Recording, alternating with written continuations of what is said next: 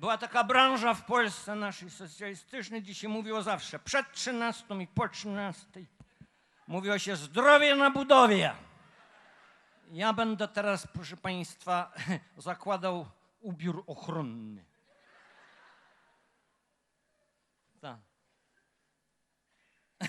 Pamięta pani, nie? A, będę grał majstra, jeszcze tylko kask muszę ułożyć.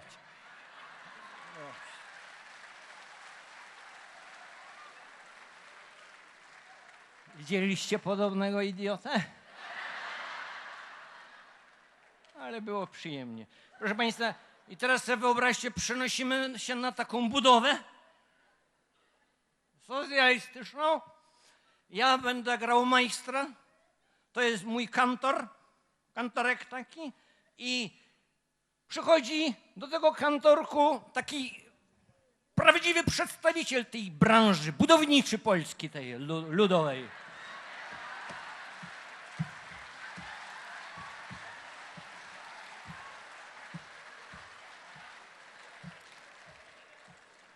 Panie majsterku kochany,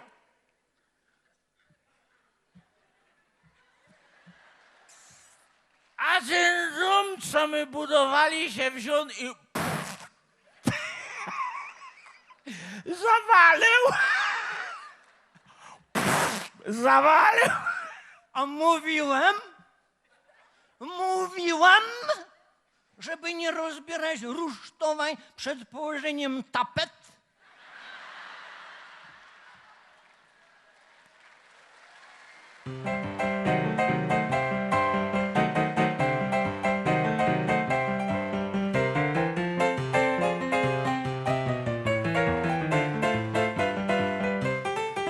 Proszę państwa, potem przenieśli nas na zupełnie inną budowę. Budowaliśmy kościół z wieżą I z zegarem. i z na zegarem. Tak. Wieża nam wyszła ino 5 metrów od zasadniczego budynku. Ale w budownictwie dokładność mierzy się nie na milimetry, tylko na centymetry. Na metry się mierzy. Tak. No i teraz tak, my już tam kładli dachówka na wierchu.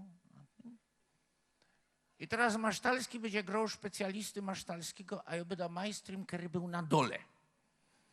A Masztalski jako specjalista Masztalski ze specjalistą Ecikiem stał na wierchu. Tylko żeby to było dla państwa jasne, to ja będę na górze.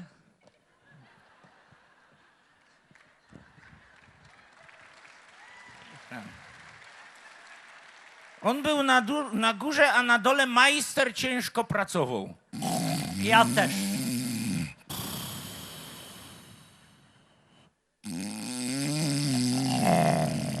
Łoros z tej góry.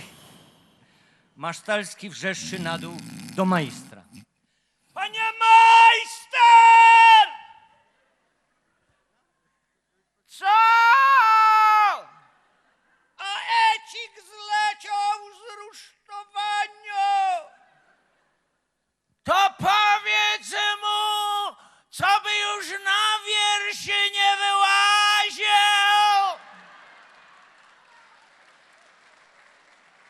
Bo za 10 minut mamy fajrant.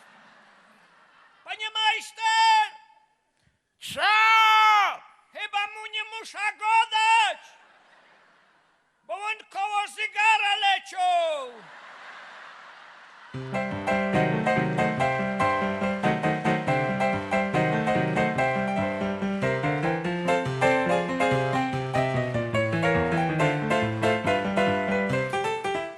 Ecik zleciał na dół i jego organizm miał spotkanie z Matką Ziemią. Natychmiast zrobiło się tam zbiegowisko. Majster się tam przecisnął przez tych zgromadzonych ludzi. Tam Ecik leżał, taki plaskaty jak Wartalion. Ten majster, jak to zobaczył, to zgłupiał i wrzasnął na wierzch do Masztalskiego. Masztalski! Co? Co ja mam zrobić z tym?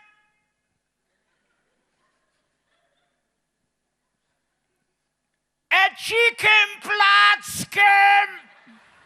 Nieprzytomny?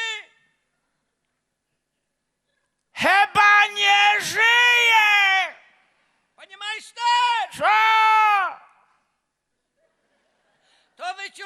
wyjmijcie mu ręce z kieszeni, żeby to wyglądało na wypadek przy pracy.